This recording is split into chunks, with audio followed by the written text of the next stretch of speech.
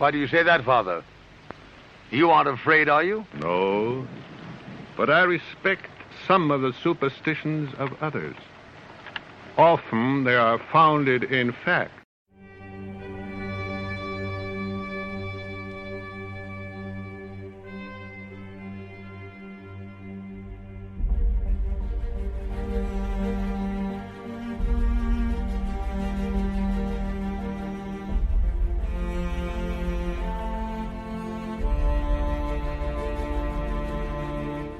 This is your time. This is your call to arms.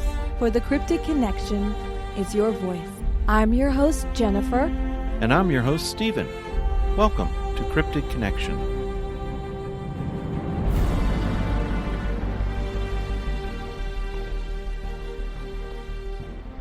The Cryptid Connection podcast is brought to you by cryptidconnection.com, a website dedicated to you, one who has interest in all things cryptid and paranormal.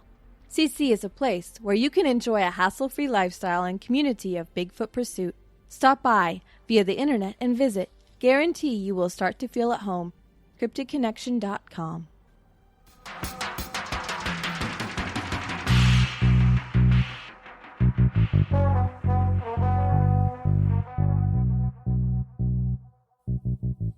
Hi, everybody. This episode, we've got Tom Carroll. Tom Carroll's a researcher out of Idaho. Tom, how are you doing? Great. Thanks, Stephen. And hi, Jennifer. Hello, Tom. Tom, a lot of people, most of our show is usually centered around the South and Central United States. So a lot of our listeners may not be very familiar with you at all. Would you kind of introduce yourself? Sure. I originally grew up in Central Oregon. So Bend, Oregon, it's the center of Oregon. Plenty of Bigfoot lore, Sasquatch lore in that area. And then got married and moved down to the southwest, Arizona first. And then we lived in Texas, in Austin, for 22 years. Before moving back here to the Pacific Northwest, and we're now in Boise, Idaho. So that's kind of the start where I was and how we got how I got here. And my interest, you may be curious to know how I got interested in Bigfoot and Sasquatch. Yes, we are. In the early 70s, I went to a movie theater, and the mini matinee, the little mini feature in the middle of the two films, was the Patterson-Gimlin footage. And we were all just enthralled with that bit of film. And that sort of sparked an interest in the topic for me. And that was, I think it was like 72, 73, somewhere in there, that was in the movie theater. And then I just kind of forgot about it. Every time I went out hunting or hiking in the woods, I probably had an eye open. Didn't think too much about it until Monster Quest came on. And then that sort of rekindled my interest in Bigfoot and Sasquatch. Though when I went to college, I studied psychology before this Monster Quest episode. And I took a course that was called, it was a pseudoscience course in psychology. And it studied the psychology of debunkers and skeptics, and how the skeptics and professionals, psychologists and scientists, would view pseudo-scientific phenomena. So how would they test it? How do they think about it? And how we might think differently about it. So that got me kind of, again, Sasquatch and Bigfoot got back up on my radar, although that class was quite discouraging from the standpoint of someone who was interested in wild and weird things. It was sobering, not really discouraging, but sobering. And again, that kept me sort of thinking about those questions, the cryptid questions, the really Bigfoot and Sasquatch were top of mind for me. And then Monster Quest came on, of course.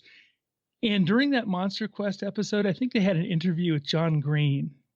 And about that time, John Green allowed his Sasquatch database to be released, and that was available online.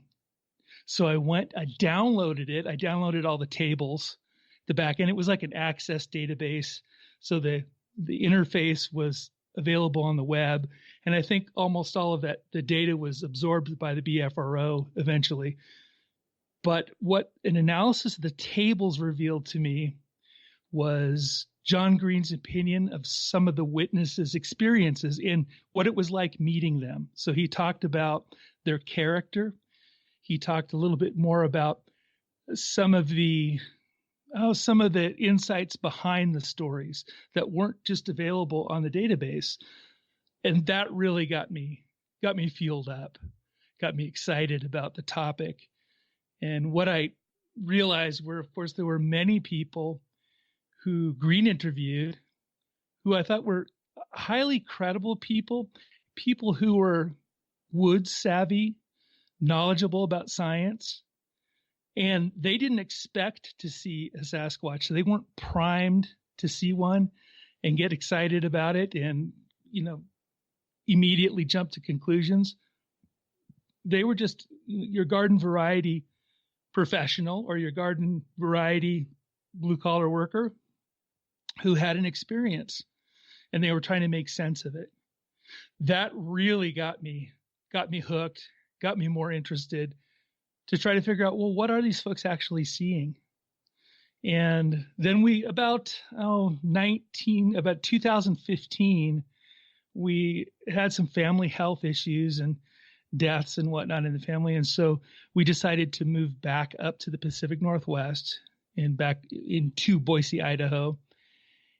And then I wanted to continue my interest and find out more and search a little bit more into the phenomenon.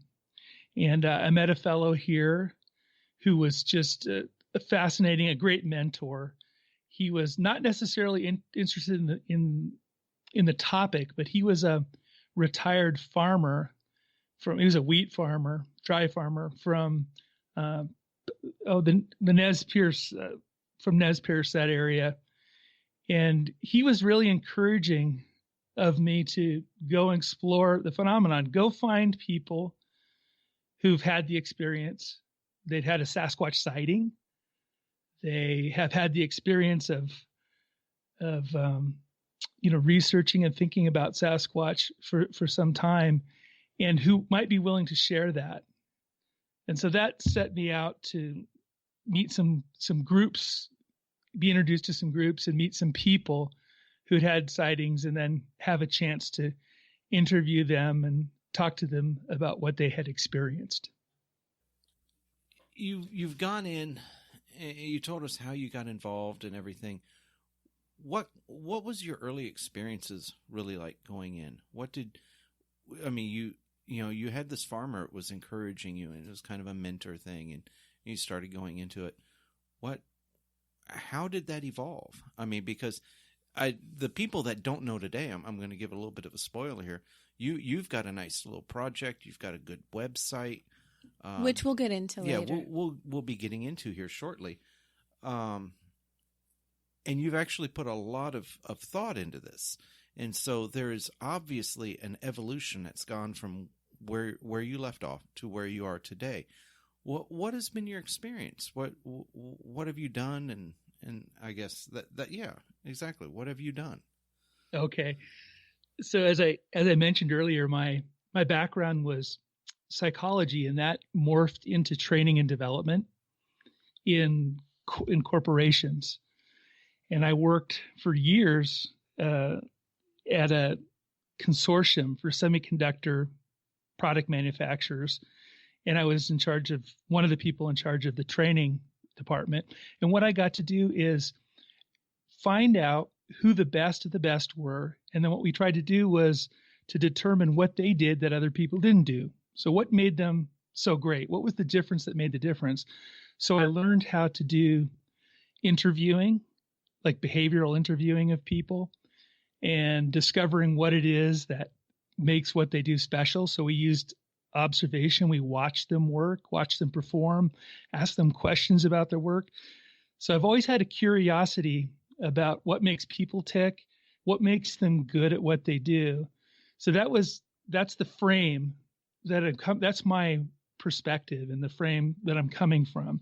So I'm putting that on kind of the Bigfoot world and wondering, my big question is, I know they've seen something or they've had some kind of experience, but looking back at my performance in kind of the psychological background, what is it that they're bringing to the table? What are they seeing? What it is it, how they interpreting the data? How are they interpreting what they see? What exactly did they see? So that's what I was really sparked about and really excited to talk to people who'd gotten close to this supposed creature and talk to them. So the early going was, what I was doing was networking and connecting with people who'd seen this creature, and then tried to, get some mentors in that area. So I talked to a fellow that some of you may know called William Jevning, and William had seen this creature up close and personal and got some experience with, talking with him and then his group members and trying to further their efforts in research. And so I met a lot of people, which was great, so I got a lot of exposure to folks. And what I found was that many of these people are they're very earnest. They're hardworking. They're making their best effort to go out and make something happen, to go see something, to go find something, to go discover something. A lot of them are really explorer types who want to go out and do this. And so my experience of the early times meeting folks and doing this was they were going out and making these efforts. And some of them didn't necessarily have a lot of experience with the wilderness. Another thing I've done is I've been into birding for a number of years. That's going out and identifying birds and logging birds and taking photographs of birds. So it was birding and wildlife photography. Those are kind of twin interests of mine. And so I had exposure to, people who knew a lot about the natural world. They knew a lot about the habitats in their states and the different kinds of animals that inhabited those areas, be they, reptiles or mammals or birds. And they also knew the plant life fairly extensively. And what I noticed is that some folks that I came across who had these experiences didn't have that kind of background. So oftentimes what would happen is maybe they would have a report that could fairly easily be explained away by maybe they heard a sound that I know might have been a coyote, the way they described it, or they played it back to me and you hear it. You say, that sounds like a coyote, or owls, for example, in the evening. So I noticed that there's a little bit of a lack of knowledge about the natural world in a lot of these folks, but that wasn't across the board, of course. So there were some people who were really, I think, hardworking and studied in that area. They put in a lot of effort to know that the animals there, a lot of them were hunters. So they, of course, knew about game, tracking game, how game would go, like big game, like elk, for example, how they seek sanctuary, how they move with the seasons, with the food sources, how breeding and that, how breeding affects their movement and their behavior as well. So that wasn't across the board. And I met a lot of different people and just some really neat people. Although I haven't been very involved at the group level, just mostly connecting with people individually. All right, Tom. So with your psychological background and hearing about these different encounters and everybody's experiences, how do you feel they might have been psychologically affected by these incidents? Oh, gosh. That's that's a great question, Jennifer, because and it's a real hot topic these days too, or it has been a number of years. Some people are profoundly disturbed by seeing something, either being scared out of their wits or seeing something they just confused. They see something that they can't place. And I've talked to, a number of people who've had either of those kind of reactions, but I can see how it's really changed the course of somebody's life. So when they have that encounter, especially if it's really visceral and it's really close to them, they see it in their minds, there's no mistaking what they're seeing. And when they after they have that experience, just trying to process it, that may have changed everything they think about and everything they do from that point on. So if some people who had almost no interest or not even a thought of that, had that kind of experience, and then they later on tend to have organized their lives around that. So they'll go out and connect with others who've seen or others who've had that experience just to make sure. And oftentimes that's not corroborated by another eyewitness. So they might have seen it and they were the only ones who saw it. So they're trying to just say, gosh, I want to connect with somebody else who's had the same experience just to know that I'm okay. You go out a lot, I understand, with your birding. Do you go out specifically for Sasquatch at all?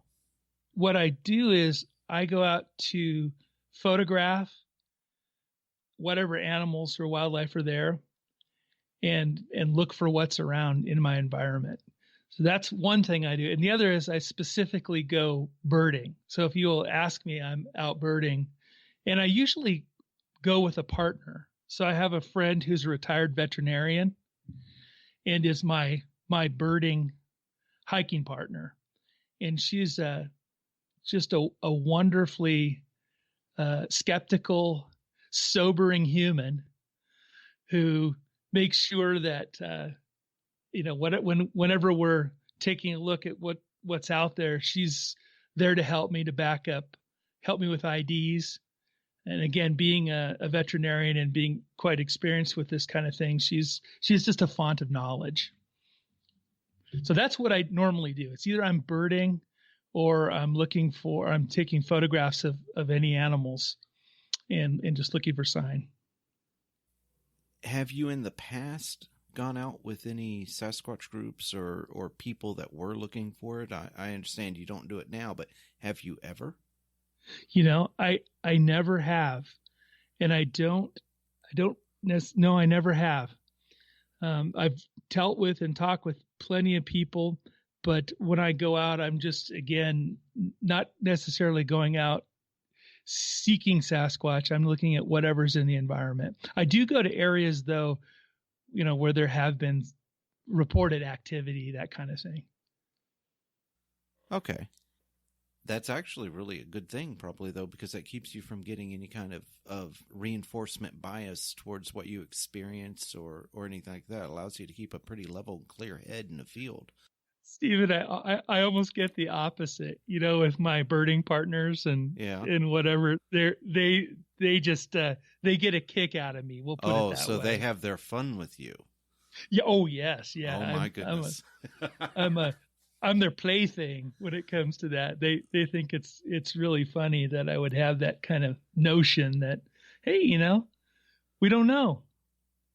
Oh my goodness. Well, sometimes it's in those, just regular hikes and you're not actually looking that you might come across something. That's true. You never know. That's true. Tell me something. And this is what brought you to my attention, actually. You have started a website and a project with it. Could you go into that for us?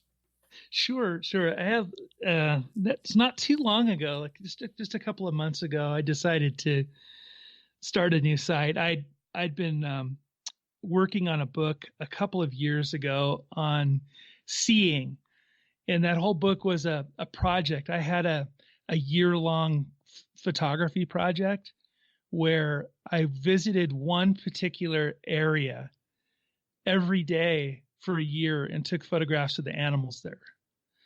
And I learned a lot about just how to see better how to be calm when I'm out there, how to look, and how to see. So that was a kind of a neat experience. And around that time, I thought, what really needs to happen here is a piece when I was interacting with a lot of these folks who were seeing Sasquatch and whatnot, how important it might be to have knowledge of some of the pieces of information I got from like my study of skepticism, or those psychological phenomenon relating to perception and to memory. And I thought, well, you know what? We really need this information available to people, because I don't see that the Bigfoot community, the Sasquatch community, and the skeptics aren't doing a lot of love together.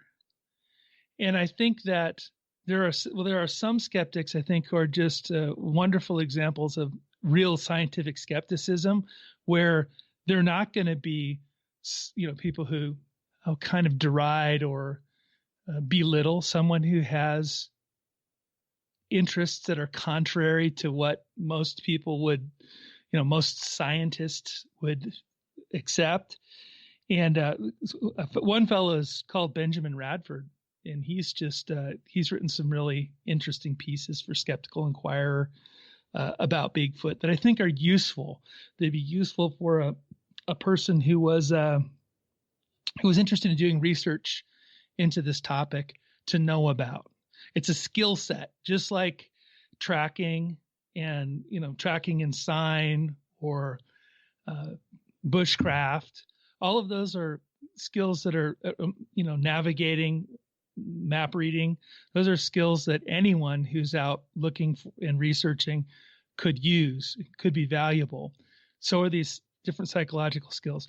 So I decided to devote this site and just give a form away to help people think through their encounters, or to look at other encounters, to listen to other encounters that are online, and really give some careful attention to the details of the encounter, to learn from that.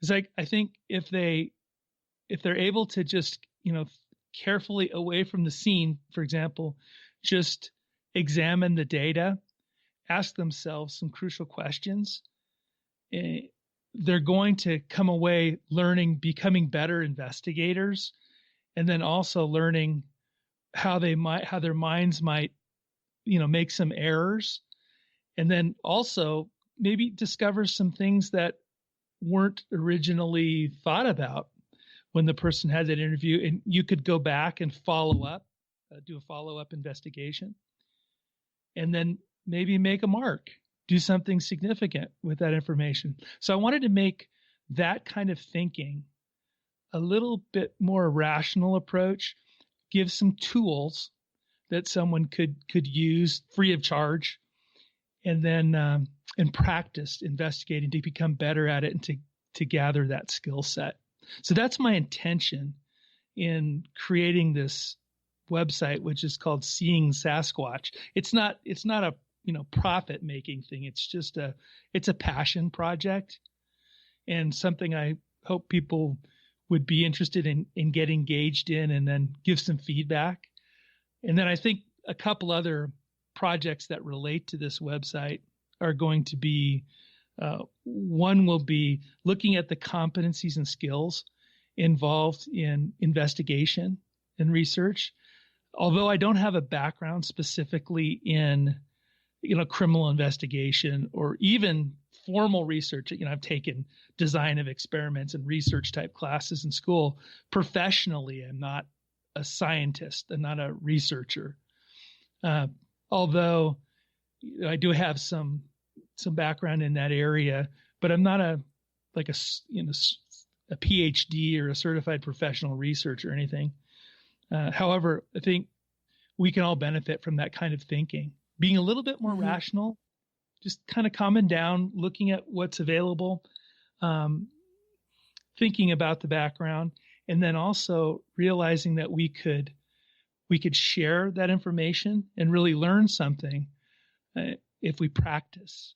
So we use a kind of concerted effort to practice and to share information. So there's that, the competency skills map. And then the other thing I'd like to do is possibly do a research roadmap.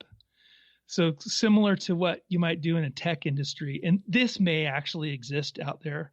I don't know, but I'd like it to be open source to say, here's where we're going.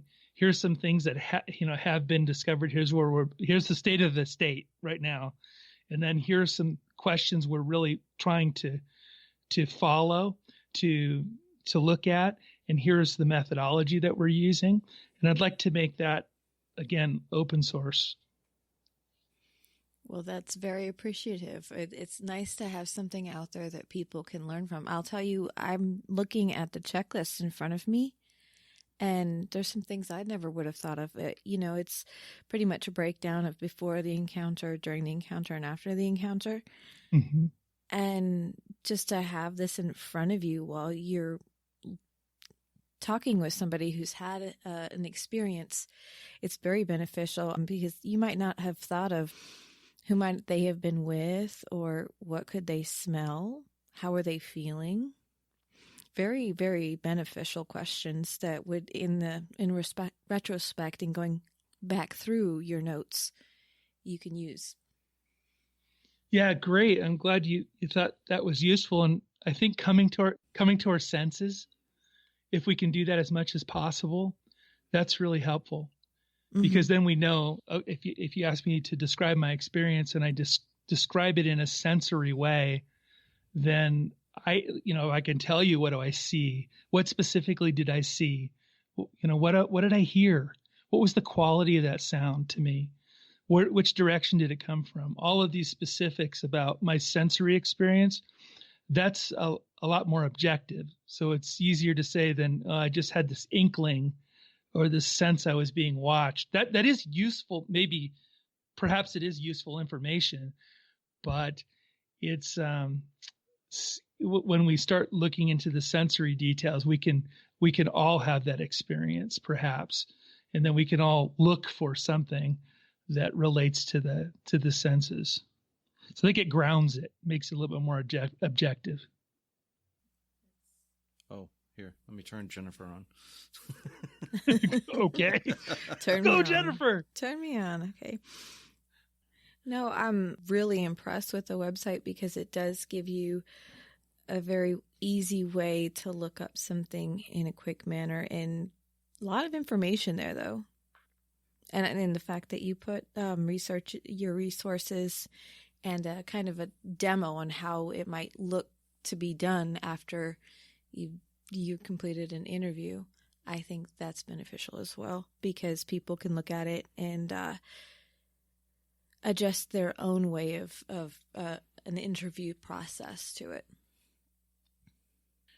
You're not claiming that what you've got on the website is the end all be all. Rather, what you're saying is this is a suggestion of a roadmap for a beginning. A starting off point. Exactly. Exactly. Yeah, it's exactly right. Yep. And thanks for pointing that out. Yeah. Oh no, it's okay. I was looking at it through here, and you have very good, very salient points, and I think everyone would benefit from going through it. How has been your reception as far as the community goes when you bring these things up? Well, it's as long as I do it respectfully, I think it goes well. But as far as community goes, as I explained earlier, I don't really have a wide reach, and I'm not pushing it so far. What I'm hoping people will do is discover and share. And I think it will be pretty good. Now, the thing that's curious about this, and my veterinarian friend, kids me about this, and that is, maybe I'm not maybe strict enough for a true scientific skeptic to be really embracing of what I had to say. And I may be too loosey-goosey for them in some ways. And then at the other end, for my sweet Sasquatch pals, I may be a little bit too skeptical. for some of the approach. So I'm kind of in this middle spot. But what I hope people realize is I understand what a difficult position people are who have an interest in this topic. And they like the fellow you had on your program a couple of episodes ago, J.C. Williams. I thought, what an example of a guy who is devoted. He's really spending his time out in the field, his money. He's footing the bill. He's putting in lots of time and energy and effort into his research. And he's doing something he doesn't call himself a researcher, right? But no, excuse he does me, not. He's really like a naturalist. And he's documenting his environment and looking at species and environment. And that's his money. And he's doing it his way.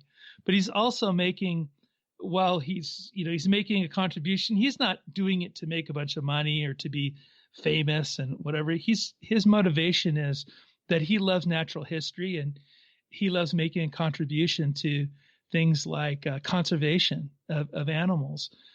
And that's what I hope people will realize, that I understand that everyone has their own way of doing this, and they're footing the bill and they're doing it their way. It's not like they're on an official scientific study where they're beholden to some of the other scientists in their community.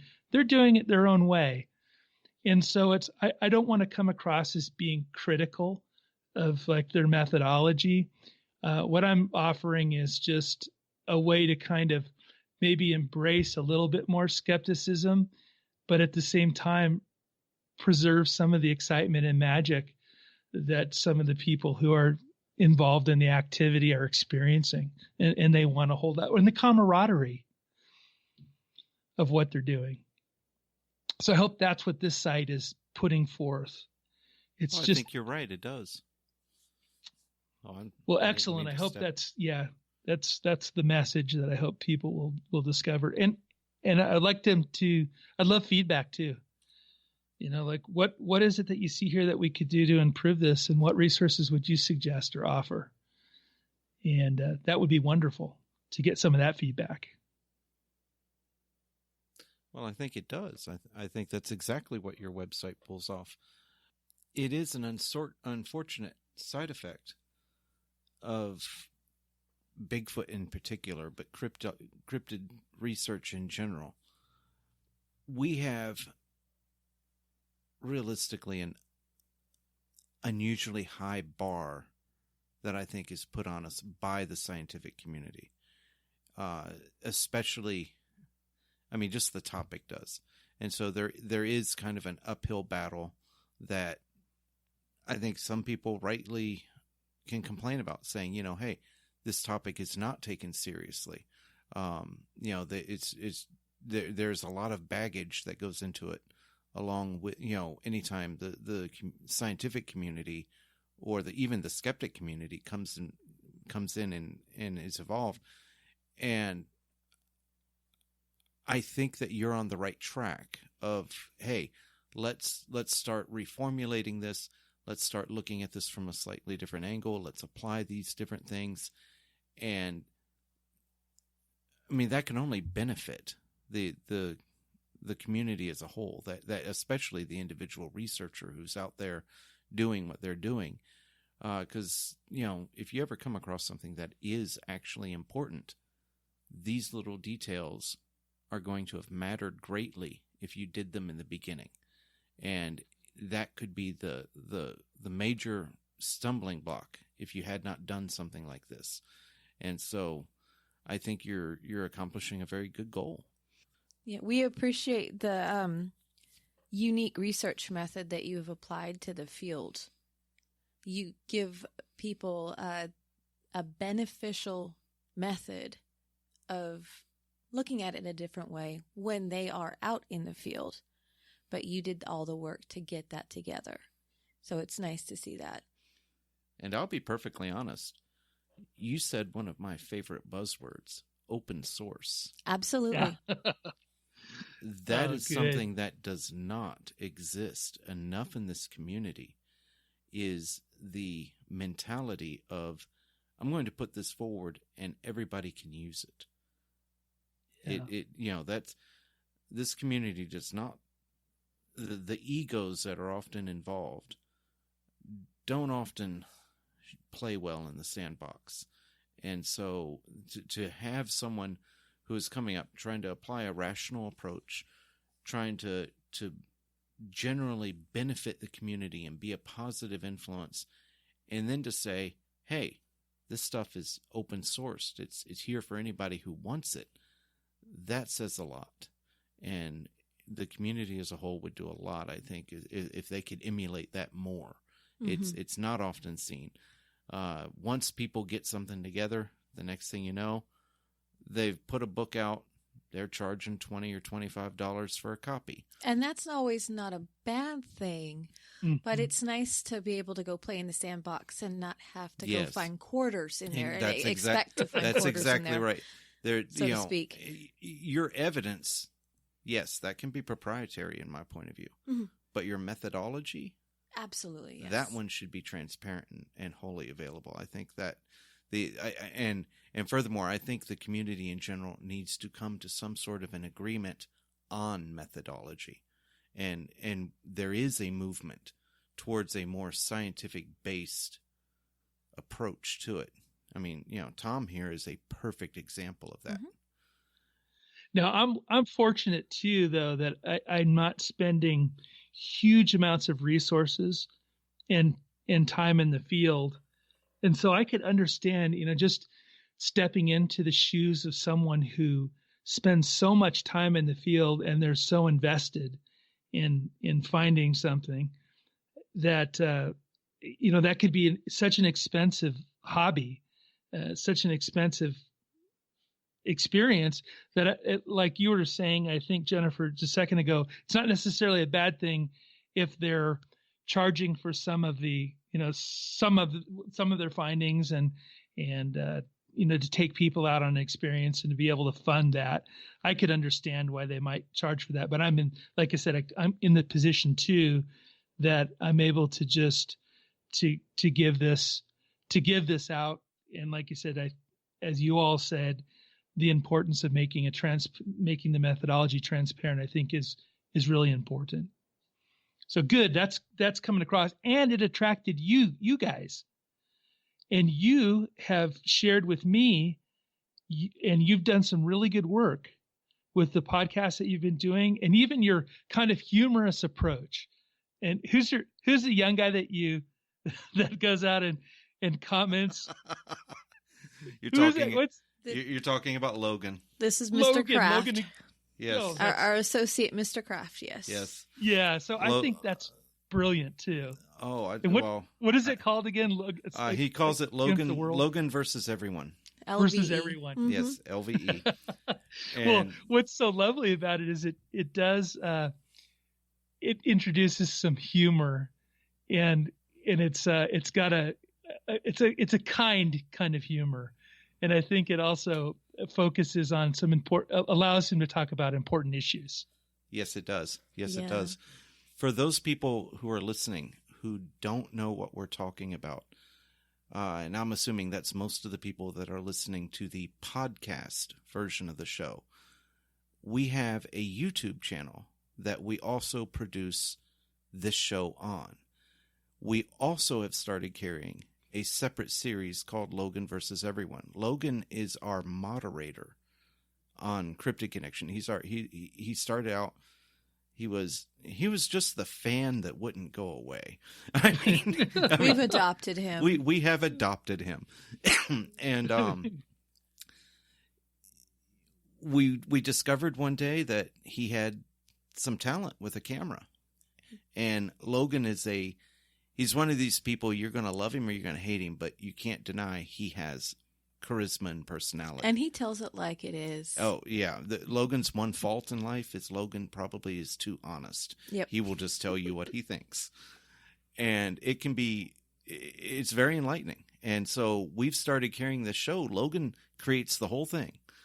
And we'll carry it. We put it on our channel. It's only on the YouTube channel, and it's also on the CC website, where he just takes his viewpoint, his experience going out squatching, whether it's with us or going to conventions or, any old thing. And he will make a small documentary. They're usually about an hour long. And I think we've had 4 of them now. He's trying to put out one about once a month. And we have gotten rave reviews on them. People just absolutely love them. My brother, my younger brother, and I say younger, boy, he's 42 now. My brother watched him, and he's not into Bigfoot. He thinks I'm nuts. We all have those relatives, those friends. Yeah. Yes. But he said he thought that video that Logan did, it was the one for Footstock, I believe. Yeah. He said he thought that was the funniest thing he had seen in years. and just, he became an instant fan right overnight. And so I'm going to tell everybody that's listening to the podcast, go look up Cryptid Connection on YouTube. And by all means, please check out the Logan versus Everyone episodes. They're right there. They're intermixed in with our regular podcast shows. And you'll see a whole nother side. Again, we do this show to promote and be a benefit to the whole community. And that is the spirit in which these things are made. Mm-hmm. And so I think he has found a niche that very much is lacking in it the needed community. to be filled, and he is filling it. Yeah. And it's been amazing watching him go along and, everything. Because most of the time when we go out, which is usually monthly, Logan's tagged along. He's our partner. And so, we see him create these things and see it go from just concept of, whatever. And then he'll come up with this magic about a week later. And we'll be like, that was the most boring weekend. What did we do? Nothing happened and everything else. And he has come up with something. It just has you on the floor laughing at times. And then it's brilliant. Yeah. Yeah. Well, thank you. And his we'll musical, his ability to blend the music and the soundtrack in is actually really surprising. He does I think he missed his calling. He should have gone into multimedia or something like that as a career. And so, but no, well, thank he's you. there now. He's doing it. Yes, he is. Yes, he is. And he has actually garnered some interest. He's been noticed by a few people and everything. And so I'm wondering if at some point we might get him kidnapped. I keep telling him it's his show, but I hate to lose him. Yeah. Well, congratulations to you for noticing that talent and supporting it, because I think he's allowing the undiscussables to be discussed. Yes, he does. Through the use of humor. And that's, again, what I was hoping to do is capture a little bit of that, to take some of the sting off of it and discuss things so that we can look at different interpretations. And again, I'm going to also give you kudos for the shows, some of the shows I listened to on your podcast, the Shelley Covington, Montana, the J.C. Williams, and Daniel Perez, for example. Uh-huh. Those are stellar. Those are master classes in it's all the our topic. Guests. Yeah, well, you've identified them and again brought them up, and I appreciate that myself, because boy, it was good learning for me. And then I also admire people who are as dedicated as they are to learning and sharing what they've learned. These people are, I think, exemplars for learning and sharing in this field. So really good selection of guests. So it's an honor to be on here. You're welcome. It's I don't know if many people realize, but we don't take solicitations for guests. Oh, absolutely not. We keep a radar out, and when we find someone that we think is worthwhile bringing out to share their knowledge with everybody else, that we do, and everything. But we don't just take anybody. In fact, we've never accepted anybody who has asked to come onto the show. We've actually never accepted someone who did that. There's just no point necessarily. I'll be perfectly honest. People who are soliciting to be on a show usually kind of scare me because I'm afraid that they're trying to self-propagandize or something. I'm questioning the motives, and we have our own psychological twist that we like to play on them. So if they have a script they want us to do, that just is not going to happen. That's exactly right. And so we handpick all of our guests. And as the show has gotten bigger, we've been able to get a little more selective. And we really want every guest to be something that we feel will bring something worthwhile and positive to the community. Because the truth is, these shows are going to be available long after we're probably gone. And I want people, but their value will still be there. And so I'm not looking at the next 3 weeks of views. I'm looking 10 years in the future. And I want our show to still be relevant and everything then, even what we record today. And so, and there's not really anything like that in the podcast or the Bigfoot community at all. It's too fractured. And you add on top of it, everyone wants entertainment because all they're wanting is an encounter show. Yeah, and I think you're just, again, looking at research and methodology, favoring that instead of the encounters, which that's all that's out there right now, mostly is encounters. I think it's brilliant because there's something we can all take away. So when I look at it, if you look just on the first page, for example, of Seeing Sasquatch on the homepage, you see a picture of a barred owl. So birding for me has been really fascinating, and wildlife photography in general. And I think getting back to that notion of, what can I give through with my experience? How might I be able to be of service to people who are wanting to research and investigate this phenomenon? And the one thing I can say is that I hear all the time is I hear people who are skeptical kind of making light of the fact that everyone and their uncle or aunt has a smartphone with a camera in their pocket, and they should be able to get wonderful images of Sasquatches. And so that's some kind of evidence to them. It's a lack of evidence. And they're saying that, all we get is these blurry things. But I do want to share with people, there is an option for a camera, for example, that I think would be useful for most people to know about. And that is a bridge camera. So the bridge camera is one that it's a bridge between the standard kind of travel camera, like a snap camera with a fixed lens that you can't change, which would be an example. A cell phone would be an example, right? Like a travel camera or a snapshot type camera. And then a full-blown DSLR that has interchangeable lenses and long, fancy lenses. The bridge camera has a lens that's fixed. It's attached to the camera. It's not able to be removed, but it has a telephoto quality to it so that it can extend its focal length from something that's fairly wide angle, so it sees quite a view, to something so you can get close up using a telephoto quality and extending the lens so that it magnifies something from quite a distance. And that's a camera that I suggest. I don't think people with smartphones and these little travel cameras are going to be able to, one, get zoom in enough to be able to see the subject, and two, to be able to capture the light that they're going to be required to take a fine photograph in a low light condition. So they won't be able to adjust their camera to do that.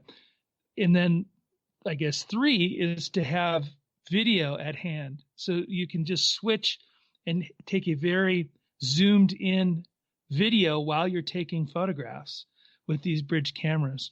And they're not very expensive. And finally, they're quiet. That's a thing that a big DSLR is not necessarily quiet.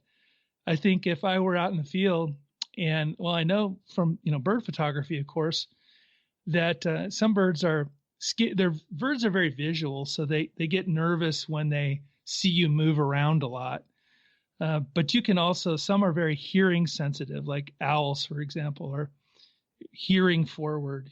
It's that sense that's really important to them. And so you've got to be quiet. And in a camera that's, a big, expensive DSLR, you're going to be toting a very big lens to get that magnifying effect. And then it's going to be loud. So it's going to bother an animal. So if I saw a Sasquatch, chomping on grubs at the edge of a mountain meadow, ripping up logs, and then I started firing away on my DSLR with my big old lens, that's going to be quite disturbing. And they're going to take notice of you pretty much right away. You're going to give yourself away. And it's in a big lens like that is heavy, not very portable. So the solution would be, to pick up a camera that's one of these bridge cameras that also called super zoom cameras. And some of the big camera manufacturers make them. Nikon makes some nice ones. I was just going to actually ask you if you were talking about something like the Nikon Coolpix or something like that. It looks like a small DSLR camera, but you're right. The lens is actually fixed and everything. And for those people who don't necessarily know what we're talking about by a DSLR camera, they're the larger cameras that look like a traditional film camera. The Canon Rebel would probably be the standard, I think the most common one running around. Yeah, the old-fashioned type looking camera. But am I exactly. right? Are you talking about like something like that Nikon Coolpix or something along those lines? And that's exactly what I'm talking about. So whirring noise versus nothing. Mm-hmm. Yeah, so they're just very silent. They're very quiet. The shutter, it's electronic, so it's very quiet, and it allows for incredibly close up. Incredible zooming capabilities. So there's some of the models just take a look at are the what P900 is one. It's a Nikon P900, and that is incredibly. It's inexpensive nowadays. Relatively, you could probably get that one now for $400, $500 maybe, but it's going to give you just incredibly sharp images at a long distance. So, and then it'll allow you to take movies with just. I was going to say, it looks like it had video quality ability. Has video quality. It's 4K. I think that's a 4K video, but it's decent, and so that's something that, again, this is a sort of an unfair criticism that people who are maybe not knowledgeable about wildlife photography, not knowledgeable about field work, like what happens out in the field. And you don't want to be, you want to use, you want to have sound concealment. You don't want to be loud. You don't want to be scaring your animals. So that's important. And you don't want to have to cart something that weighs a ton. And then when you encounter something that's worth taking a photo of or a video of, it's so light that it's there and ready for you. So you'll be ready for it and be able to snap the photo. So that's just something that's common that maybe most people don't know, but if you're a photographer, that is something to know about. And it's not fair, I don't think, to criticize people for not being able to take stellar photos of a creature that you only see for a second or two at twilight, and then expect it to be in focus, and expect it to be not grainy, and expect it to be not pixelated. Those are all, just the fact you have poor light conditions, poor weather conditions, and you have a tool that's inappropriate, that's not really able to do the job. However, a smartphone does have a great capability to record sound. So I'll sometimes use my phone out in the field to record bird sound or animal sound, and it works fine. I mean, you can get really fancy with your field recorders and parabolic mics. But if you want to have something that just could capture a fairly decent sound, especially if you go, you put it into a digital workstation or your audio processing software, you can get some generally some decent sound out of just your smartphone. So it's a good field tool, but not great for photographs. No, but that's a great point. We appreciate you bringing that simple tool up that probably nobody had thought of, and it looks like a very good camera. Actually, we've as you've been talking, we've been going to Amazon, and that's that P900 for various options seems to float between $350 and $450. Yeah, and see, that's so just everybody not knows. down. Yeah, not down. And so there's a few of the higher end ones, the higher end models that evidently have been they were either remans or they've been renewed. So they were bought, something was wrong with them, and they were exchanged or returned for some reason, and then they got fixed and sent out. They've got a couple of the higher end ones that are renewed that are down to $450, and that's actually, for what this camera does, that's $200 or $300 off. And so, people always, you got to remember, you're talking to a computer guy. I haven't bought a brand new computer in 20 years. Yeah. I know all about, everything. And so, yes, I never, I always buy renewed or remanufactured or something like that because I know it's a steal and I know it just passed inspection again. So, and I can fix it. But definitely there. That is really, really good advice. I'm glad you brought that up. I totally didn't even think about asking you about that. And that just goes to show you don't think of everything, because I knew he's a photographer. Well, I was going to actually interject here and ask you, Tom, on your day hikes that you take birding, hiking is not necessarily a safe event. You always take precautions and stuff. What kind of precautions do you take, and what other pieces of equipment might you take in the event of finding that rare red-throated blue jay or perhaps a Sasquatch? Yeah, something special like that. I don't run a continuous camera like some people do. I have GoPros as camera, and then I have an Osmo Pocket. I don't know if you've ever seen those. Those they're handheld, and they have a little gimbal, and they're kind of like a GoPro, and that's kind of cool if you want to take, you want video that's run on that gimbal, and you can run and gun with it. You can just hold it out. So I do have those, and so I take those in terms of just making sure that I might capture something, or I might get in a situation where those cameras might be valuable, but I don't have them continuously running on me. I have them in a pocket in a backpack.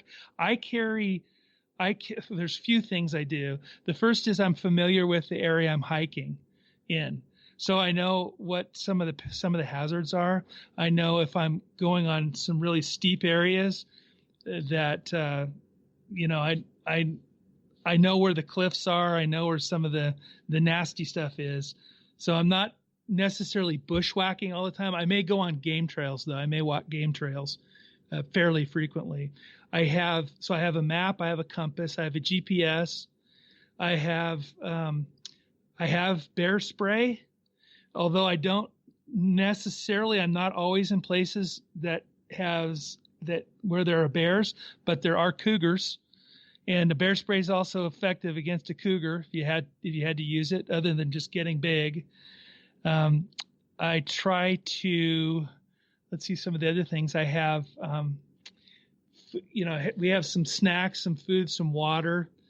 I have some whistle. Kind of loud, some first aid stuff, bandages and gear and that kind of thing. So that's like my day pack. That's when I'm out hiking. And then I've got a tape measure that I have in there, and I'll use that in case I get a track that's interesting. And mostly I'm not a track caster. And a lot of people, of course, many of your listeners will be, they cast tracks, or they'll cast an impression. and see what they have. I tend to rely on my photography or my sound. So I'll take a picture of that impression, straight down, and then I'll put some kind of I'll use my tape measure beside it to give scale, to give a sense of scale. So that's something I do in terms of just gathering data, should I come across anything interesting. I've got to ask, have you found something interesting? I told you earlier about the year-long experiment of going to one lake.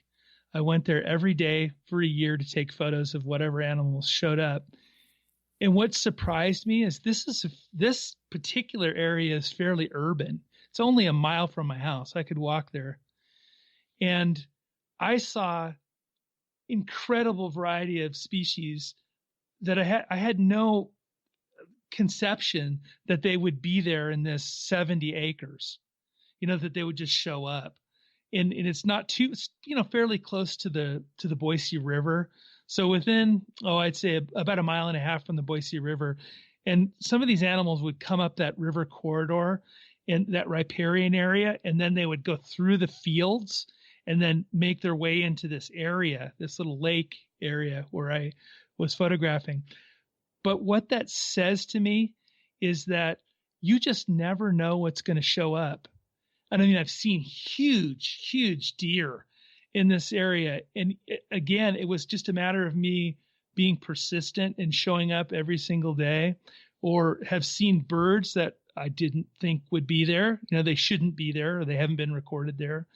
I've seen, or they're very, very infrequently seen because they're so shy, or have seen, animals like just more common animals, mink and muskrats and different things, but in interesting moments where they're playing with each other or they're behaving in a way that people don't normally see them behaving. And so what that did was, I think that really strengthened the belief that if you put enough time in the field, you're going to see some interesting things. You're going to see things that most people never see. And you had good examples of that in your past podcasts. I think J.C. Williams talked about a couple of things that he saw. One was the American marten. So he had spoken to a wildlife biologist who had only seen maybe 2 in the past 40 years of his career, or something like that. I might have the numbers wrong. And he saw 2 of them, and he documented one tracks and photographs. And he also saw mountain goats. They thought there were only 4. The wildlife biologist thought there were only 4 in the area. But because he was dedicated to really searching that area and carefully observing and then putting out trail cams and doing whatever he did, he said, no, there were more like 10 of these goats, and they were actually breeding. He saw they had kids. That's the kind of thing that you'll see if you put time in the field. Now, I don't necessarily have that much time at my disposal now to do the kind of research I would do for, let's say, if I were doing dedicated Sasquatch research. So that's why my hat goes off to people who do have that time and they do commit that time in field, because I think it can pay off. And that's the kind of thing that'll, show up eventually for you if you're patient enough. No, you're right about that. We're all kind of jealous of those people that can get out and devote months. I mean, that's one thing I'm very envious of both JC and Shelley for. Yes, I would live in the woods if I could. Yes, if we could. I hear you. Doing 4 to 5 days a week out there, 4 to 5 days a month out there is just, it's enough to satisfy an itch, but it's not enough to satisfy it all. You always walk away feeling like, well, there's so much more left to be done. We finally got here, and we're having to pack up now that the woods have finally calmed down and started getting interesting around us again. And so, yeah, I very much understand where you're coming from with that. Mm-hmm. I think the best Sasquatchers in the world are probably retired. If they're in young enough health, they're retired and they're out there, that's the real hope of making something happen in this community, I think, because they're the ones who ultimately have the time to be able to invest in it. Let's go on a different note. I mean, we've been positive this entire time. So now I want to know, what's the dumbest thing you've done in related to Bigfoot? You knew this question was coming. Come on, tell us your stupid moment. Everyone's got one. Your oops Okay, moment. okay. I'm gonna tell you that occasionally I suffer from a humility issue, and that is, I would call it PIDS, premature identification syndrome. And so when I'm out in the field or whatever, sometimes if I'm really excited, I will misidentify an animal boldly, and I mean, not on purpose. I don't hold back sometimes, and I share what I think I'm seeing, what I think I'm experiencing, and that's just dumb. And it's not dumb in terms of the stupid thing is that I got to realize that I know this really well, that we can fall prey to making perceptual errors, mistakes in identification, whatever, when we get really excited or if we're primed to want to see something. So one quick example of this was that I just seen this gorgeous prairie falcon snatch a rodent or something, and it was just it's really cool to watch it, and sort of uncommon in this area. And I left the area and we were traveling on, down a dirt road. All of a sudden I see a prairie falcon again sitting on a barbed wire fence. And I thought, wow, that is really odd. And I'm with the two birding partners. And I stop and I look at it and I go, look at that falcon. And the person next to me says, where? And I said, right there on the fence. It's right there. It's like 15 yards away from us. It's right over there. And they look at me and they start laughing. They say, that's a prairie falcon? And I know the difference between a prairie falcon and some alternatives. And it was actually a Cooper's hawk. And a Cooper's hawk looks nothing like a prairie falcon. But I was so keyed up. I was so excited and so expectant. Like I was ready to see another prairie falcon, very quickly, that I literally hallucinated and morphed this creature in my own brain so that it was something else. And that, to me, I had the benefit of having some colleagues there to double check me and to see the same thing I saw. That's one thing. And then the other is that they also weren't afraid to tell me different, to correct my perception. So that was it's kind of goofy that sometimes I'll do that, or I may identify it and just get it totally wrong. Or we may see every time we go birding, we may see 3 or 4, rock owls or tree branch sparrows or something like that, where we see a piece of something in a natural environment that looks like it has the same form as a bird shape. And that could very easily translate to looking for Sasquatch. I mean, you see shapes. Yeah, yes, I mean, it does. It's common to do that, except we get a lot of feedback, right? So if you're looking for birds, something that's known, you get to practice all the time and you get to make mistakes. And if you have people that are there to give you feedback, just like you would if you were out in the field with another person, then you come to realize, well, I took 50 shots today or 100 shots at identifying birds, and I got 3% of them I really messed up on. Then you start to get humble. So sometimes I lack humility, and that's kind of the stupidest thing I do, because I know better. I know that even though I might know the difference between those two, my brain will go on vacation. My brain will take me where my brain wants to go. Mm-hmm. And that's sobering, to know that. Yes, it is. It's like, Absolutely. wow, but it's human, right? It's We're all very human. but that is something that, I mean, you bring it up as an example, but you're right about it's being very, very applicable to Sasquatch, because, we see it all the time. I mean, audio is a perfect example. People hearing animals in the woods, and they'll think, okay, that's this or that's that. And the term I've always heard is you've got Bigfoot on the brain. You get so excited that everything you hear, every single or see, thing, and it is something that we have to check against. And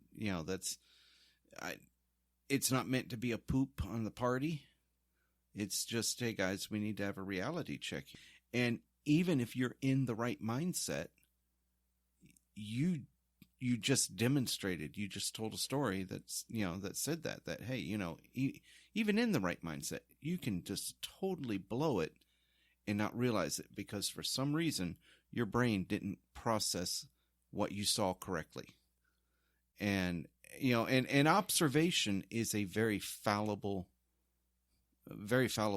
trait in humans. Which is why it's very good to have people of different backgrounds and dynamics to be with you, so that they can check you. Sometimes you can't self-check. You can't self-check. No. Yes, exactly. I mean, and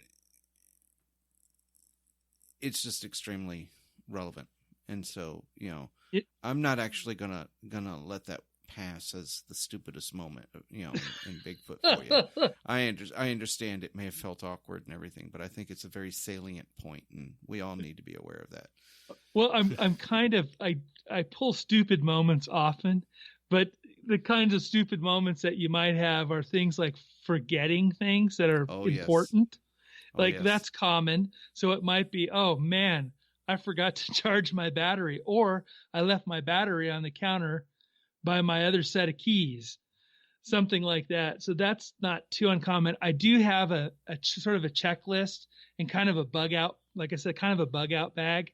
And maybe I was a little bit lazy, I've forgotten some important things, like, or memory card, for example, leaving a memory card in a computer and not having a spare. Mm. And then you get out and maybe it took you an hour to get where you're going and you got no camera. You got nothing, the camera's not going to work for you or whatever. Let me tell you, I feel your pain. It's I've been there, done that one. There are times when, especially early on, that, I'd forget my night vision, or I'd forget my camera, something like that. And it's finally gotten to the point that now I've got this ridiculous setup I've got now, because I bought a bunch of those stacking boxes. I used to carry around a bunch of Pelican crates that had everything protected and everything. And those didn't stack too well. And so I wasn't happy with them. And so I went out and I bought some of these small modular tool chests that are watertight and, and everything. Oh, nice. Yeah. But that snap on, they'll snap vertically together, and the bottom one has wheels. And I've got them all labeled out. This one's got night vision. This one's got thermal. This one's got audio. And because I had to build up even more to it to add recording abilities so we could do shows in the field. That it was actually, I think our last show that we did in the field was Shane Lee, I believe. Okay. And, it taught us a few things. Yeah. It taught us a few things, because before that, it had been way back when we had first really started getting to know Logan, because we had gone out with him for a weekend back in May or April or something like that. And it was just a big Squatch get-together thing for several people. And we did our first trial show. I think that was our 5th show or something like that. And between those two experiences, it was a real eye-opener of, okay, just how prepared are we? And so I had to have something to organize. And you're right, the devil's in the details. Those memory cards disappear very easily. And so, I've now got like 5, 6, 7 of them still in the wrapper in my crates, just in case. I carry, I have gallon Ziploc bags of batteries, and each bag is different. Is a different sized battery because where we go out, first off, when we go out, it's a minimum 5 to 7 hour drive, and then when we get there, we hope we don't have to go to Walmart, which is hopefully a couple hours away. Yeah, we only stop at Walmart usually right before we head into the woods, because that's when we get our food and we stock up the cooler and everything. But once we get out there, it's an hour drive just to get to the nearest store. Yeah, and if not farther, and if you go into Oklahoma at all, in some of its rural areas, it's even longer than that. People don't realize how rural. So we've learned to be prepared. We've had to learn to be prepared. So I totally feel your pain there. Or inappropriate footwear is another. Oh yes. You go out and you go, oh, I think I got this covered, and then all of a sudden, in your boots, you're up to your half a shin in mud. Yes. Your boots are filling with mud. It's like, So I've done that too a few times. That's kind of dumb. The thing that gets me is seasonal change, because I know last year we got bit by going out thinking we had bug spray. And we got out there and discovered real quick there was only about 5 or 10 shots left of the DEET and everything. And that one we turned around and went back to town to get, because those bugs were getting horrendous at that point. I know you've lived down here in the South before, so you kind of get an idea. The bugs down here are just atrocious. And especially, and we really have to look out for ticks and chiggers. Oh yeah, and everything, and you just going natural is not necessarily an option down here. We have to get chemical with it, and there's just almost no way around it. But anyway, I'm sorry, I'm digressing here. That's all probably one huge edit moment. But anyway, Jen, I'm sorry. You go ahead, because I know you had something you were wanting to say. Well, I was just going to ask Tom if he wanted to play a game. Oh. I'm ready. I have a game here called the Quick Cryptid Connection Query. This game will have a number of cryptid names on it, which I will name off, and hopefully I'm pronouncing them correct, so I apologize in advance if I'm not pronouncing them correct. I've looked them up previous, and I think I remember. But anyway, there's a couple of names on here, and you're going to say yay if you believe it, nay if you don't, or say what if you've never heard of it and you think I'm just putting a bunch of random letters together to make up something. Okay. Now, so yay if I believe it, does that mean like I believe that it exists? Yes. Okay. Yeah. Yay is yes, you know it, and yes, you believe it exists. Nay can be I don't know it, but it can also be no, I know it, but I don't think it exists. Okay. All right. And so now I just want to say for the record, Shelley and JC and Daniel got away without having a quiz. Oh, wait a minute. No, they did. And there's a story behind it. I want to share it real quick, because the quiz is back now. Because when I went out over New Year's, I ended up camping with people that I did not know were listeners to the show. And I got an earful of what happened to the quiz. Jennifer had gotten herself convinced that no one liked the quiz. And so she had just decided she wasn't going to do it anymore. And we have been corrected on that. All right. So you're bringing it back. We're bringing it back.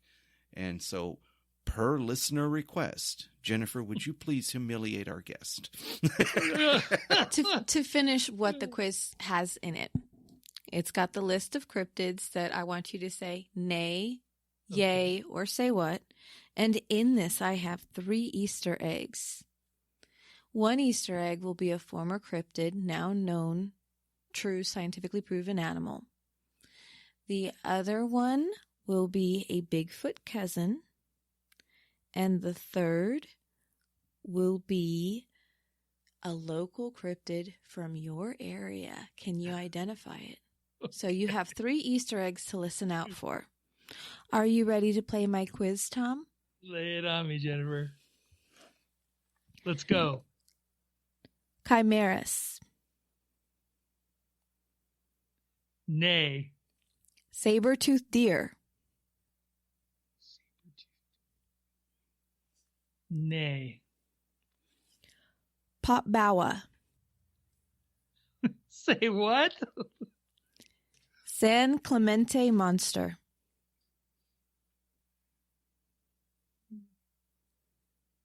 No, I've never heard of it. Nay. Talipus.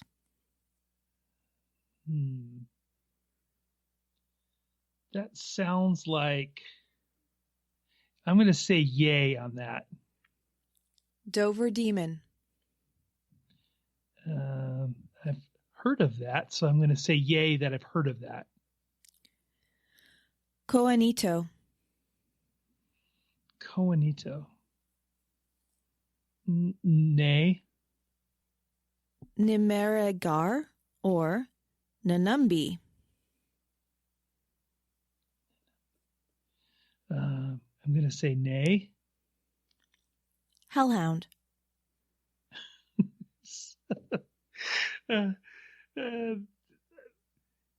heard of hellhounds, so I'm going to say yay. Ogopogo. Yeah, definitely a yay. I know of Ogopogo. Congratulations, the quiz is over. Oh, man. Okay. Did you find any of those Easter eggs, Tom? Can you make a guess? I'm wondering. Now, I said nay to this one, but I remember the deer that was fanged, and I think it was from Vietnam or something. But you said saber-tooth, so I think that might be false, but I'm thinking that might actually be something that was at one time a cryptid, but was... I used the cryptid name. You are correct. That is the former cryptid. Okay, so that's one of them. And the other is, let's see. Is the local cryptid, is Talipus a local cryptid? No, I'm sorry, Tom. You're not correct. Darn. Your local cryptid was the Nimeragar, and I'm going to butcher that name, or the Nanumbi, which I like better. That's a better name for it. The Nanumbi. Does it have another, and what is that a lake monster? Well, what it is actually, it's from the Shoshone tribe in your area. Mm-hmm. It's a race of dangerous, mysterious little people. Oh, wow. That go about pranking things. Concocting quizzes like this. That's funny. No, I'd never heard of it. The ones that I have heard of, the lake monsters, we have 2 lake monsters here that are kind of famous ones. The first is, and they're both kind of north of here. The first is at Payette Lake, which is right. Payette Lake is really close to a common. There's a national park here. If you look on the website under possibilities, I have a picture of a crossfox. Mm-hmm. That was right at the edge of Payette Lake. That I got that photo of the crossfox looking at me. And it's under our website under possibilities. And that monster is called Charlie. And I almost used him. Did you almost use Charlie? Yes. Yeah, so Charlie's one, and that's kind of fun. And it's there's a town right by the lake, and that's one of the creatures they talk about. And the other is another lake monster from Lake Pend Oreille. And that's very far north. It's not too far from Alberta, Canada, actually, up in the Panhandle. And Pend Oreille is a lake that's like the fifth deepest lake in the U.S. And they have a submarine research facility there, and people can look down at the lake at night and see the submarines at the the lights at the bottom of the thing. But they have another monster that they've affectionately named Paddler. Oh. Yeah, so Paddler and Charlie are really the only ones I knew about. So now you taught me a new one. Yes, the little people. Yes, I like the name the Nanumbi. The Nanumbi, I like that one too. Nanumbi, yes. Friendlier. And our Bigfoot. What do you think the Bigfoot cousin was? Gosh. Oh, I don't know. I'm going to say one of those sort of Indian-sounding names. That's a Native correct. American name.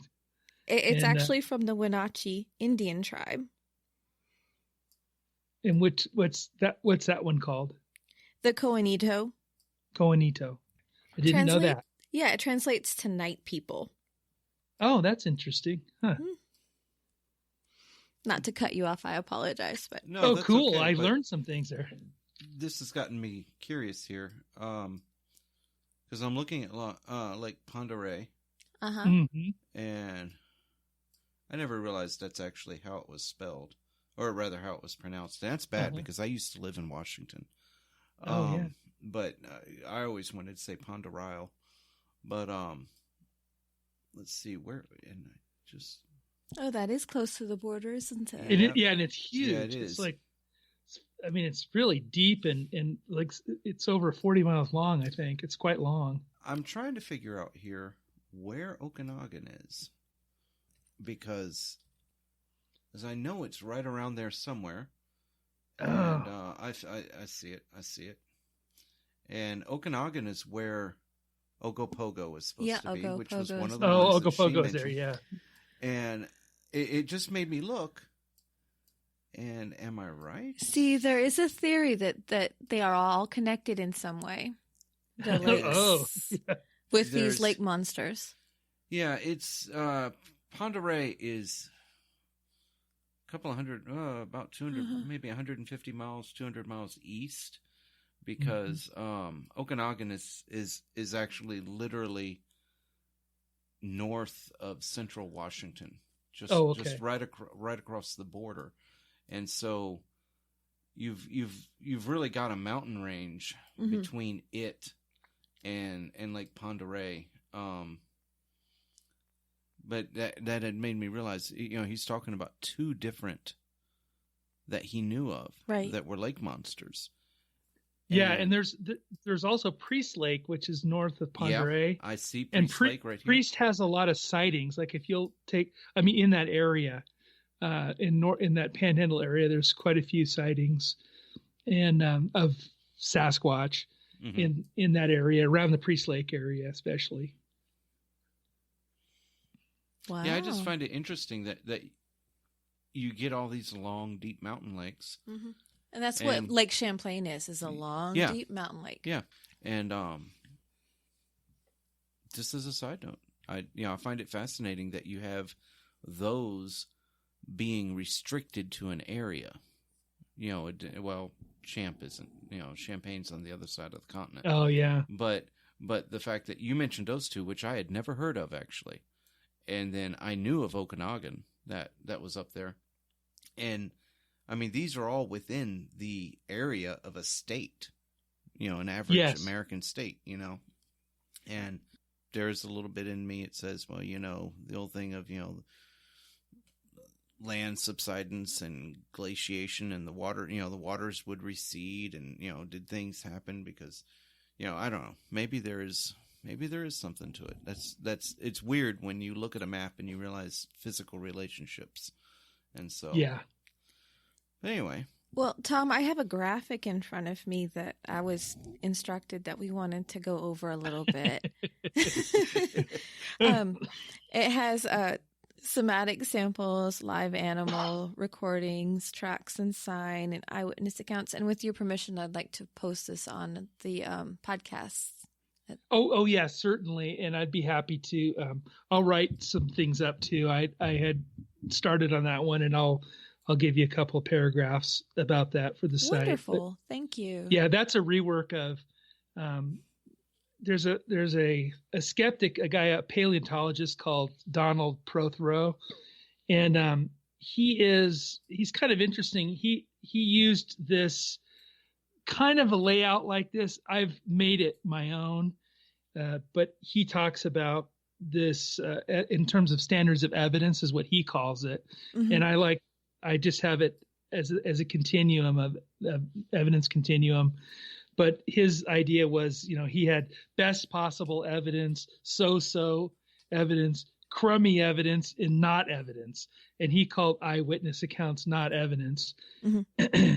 And I think, so I've labeled them and then put them in these categories that I think they do count somewhat, so that those are worth taking a look at, I think. And then the idea here, the way they're related to each other, is saying that the top evidence examples are the strongest, but we don't actually have any verified samples yet.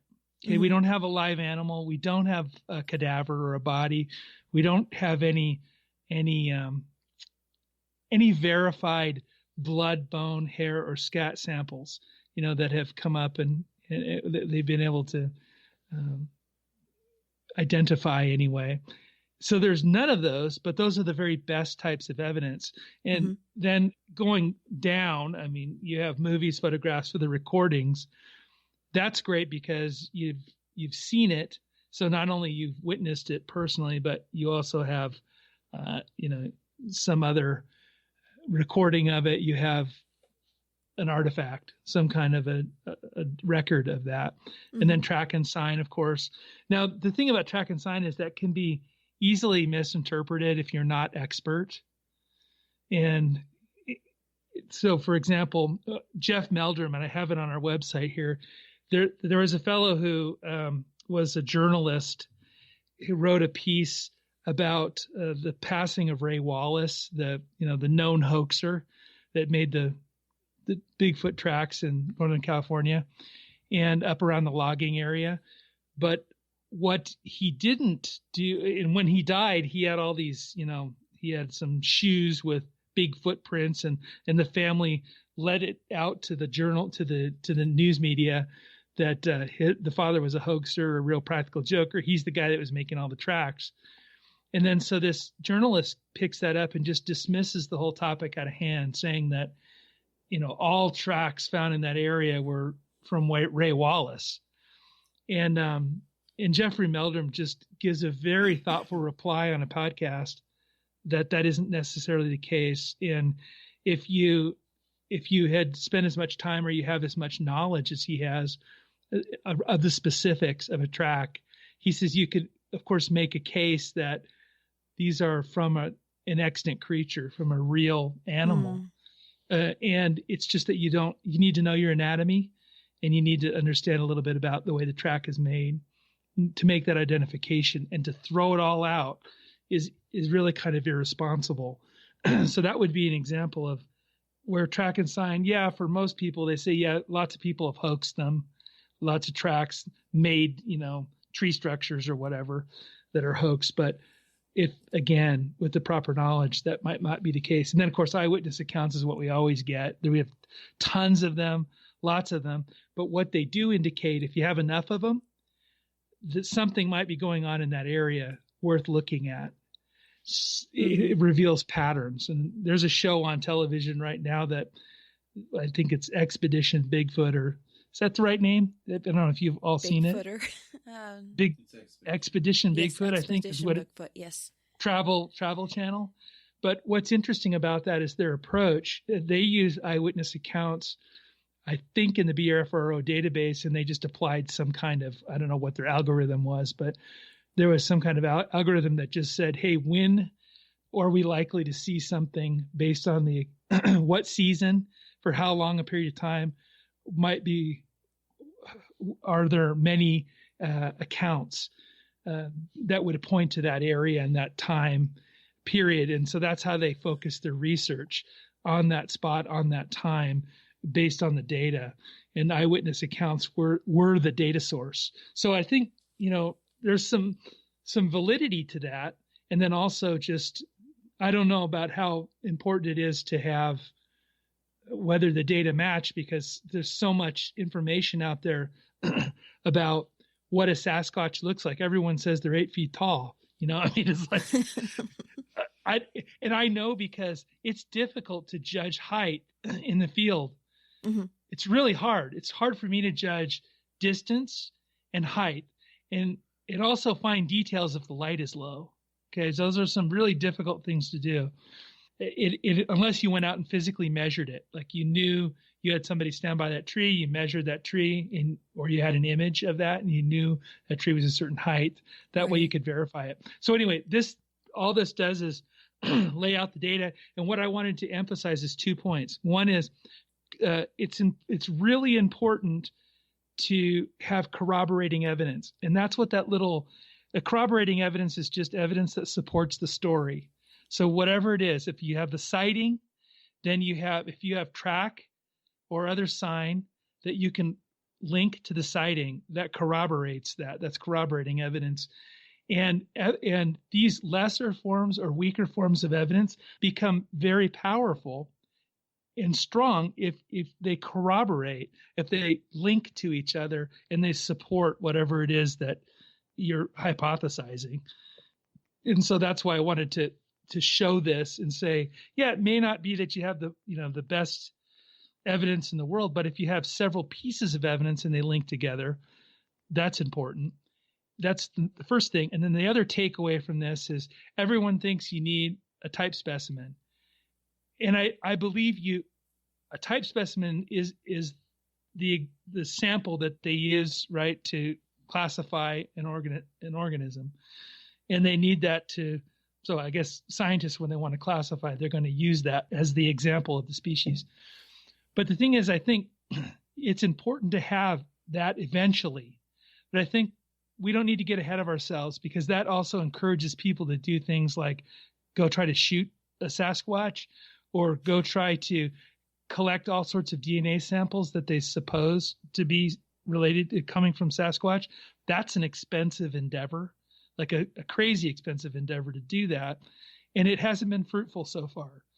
So I'm thinking something that might be much more valuable is, hey, just get your photographic skills together, get your tracking skills together, get much better at being specific with your eyewitness accounts, and then be able to observe Sasquatch. Where are they? Okay, so you see them, first be able to find them. Can you find them? If we can find them, then we can make observations and learn something about them. And it's so much more, so much richer and more useful if we can anticipate where they're going to be. We can get really good observation, and we can collect really good data. If we can do that, then we'll know much more than we could know from a cadaver. We're going to know things like, how do they hunt? What do they eat? Where do they sleep? Do they have some kind of culture? And how do they relate to each other? How do they deal with death when somebody dies? How do they hide? How come nobody's ever seen them? What do they do? There's so many questions that can be learned through observation and not examination of a cadaver. So those are the 2 points I'd like to make that are from that chart, and why I think it's and it's, by the way, it's probably a lot less expensive to go rather than sampling everything, DNA samples, and sending them off to labs. It's much less expensive to just be careful and make careful observations. Right. But thanks for putting that up. That's what I will say about that. All right, Tom. We're going to close this interview out with the one question that I always look forward to the most. I want to know what your boogeyman is. What is it that scares you? What hangs out under your bed and makes your toes curl? What gives you the heebie-jeebies?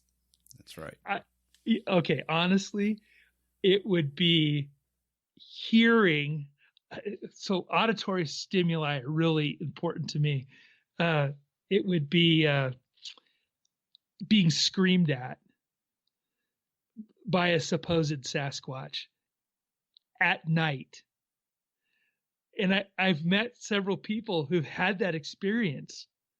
And it's just, I couldn't imagine getting something screaming at you that sounded like a train whistle, and then, finishing off with just a high-pitched held scream, something so intense that you could feel it in the core of your body. That would be that would be the monster under my bed. That and also night operations. I really am not I'm not a person that thinks that, and this is my personal, my subjective opinion, but I think night kind of activities in places that are potentially dangerous for those big predators, things like, cats or whatever that are really active at the night, they're hunting at night and things. That's like, to me, unnecessarily dangerous. And then also here in Idaho, and of course, like in Washington and Oregon too, you have like these volcanic areas where if you don't totally know the area, you might fall down. You might fall down a hole, or you might be injured at night just because your vision you don't have your vision. You don't have the level of vision that you really need to be careful. So those are two things that makes me really nervous. That thing is kind of a monster under the bed, would be just succumbing to something kind of silly just because you didn't see it. Either being, maybe you were alone hiking at night and you were taken by a big cat or something. That's definitely possible, and kind of wacky. And then the other is and falling, just finding falling down a lava tube or something, not seeing it. Definitely possible. And then being screamed at. I'm going to summarize your fears, because I have a lot of them, don't I? Those ones that you just outlined. What you have is you have a fear of the unexpected. Yeah, I would say definitely. Yeah, especially if it's intense. Yeah, I would agree. And that's coming from someone who, I'm fairly certain I got screamed by a Sasquatch there outside of Skookum Meadow one time. And it still rankles me. Never heard anything like it since. And it was 5 screams. And that, you're right. It was me and my best friend at the time, and we were out there, and it shook us up. No, I'll just put it that way. And so I can associate with that. But yeah, and I'm kind of right there with you a little bit. Something unexpected happened, popping up out of the blue. That's a little bit unnerving, And so, well, awesome. Well, Tom, I want to thank you for the time you've given us. It's been a real treat listening to you discuss your work with us firsthand. We've enjoyed it. Thank you, Tom. Oh, you're welcome. It's been my pleasure, and again, quite an honor. So thanks for asking me and allowing me to share, and then also inviting people to come and check this out, helping to grow the Seeing Sasquatch website so that people can have that resource too. I appreciate that. Oh, the honor is all ours. The honor is all ours. That's going to be it. We're going to say good night to you, and you have a good night. Good night, you too. Thanks a lot. Bye-bye. Okay, bye-bye. Guests of Cryptid Connection are all members of the Cryptid Connection website. Join the community, a safe, secure, and private place for all your paranormal and cryptid pursuits. Every cowboy, he always misses when he's aiming at the target in his head. And every broken man finds his idle hands grasping at tomorrow's promised land.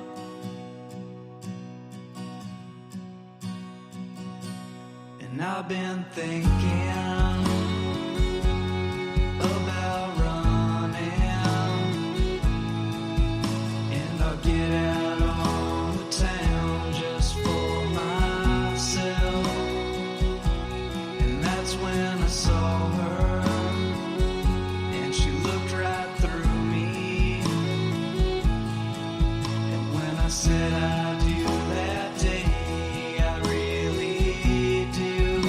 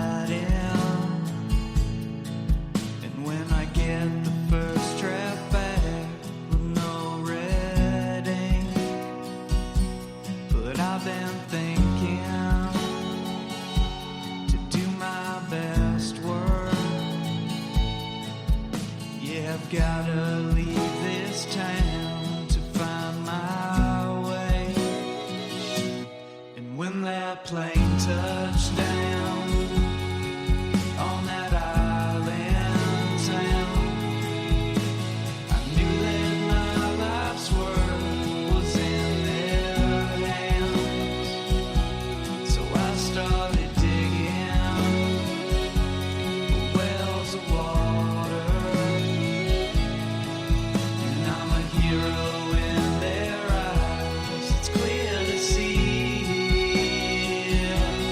'Cause every cowboy, he always misses his shot when he's aiming at the target in his head.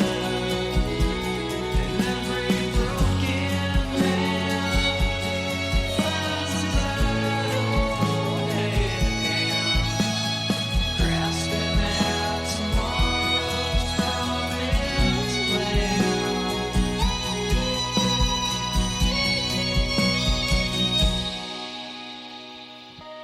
And I've been thinking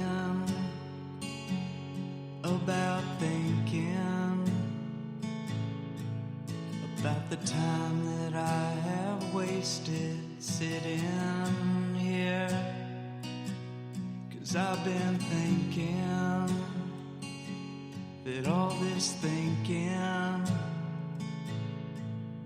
is the thing that keeps me further from myself.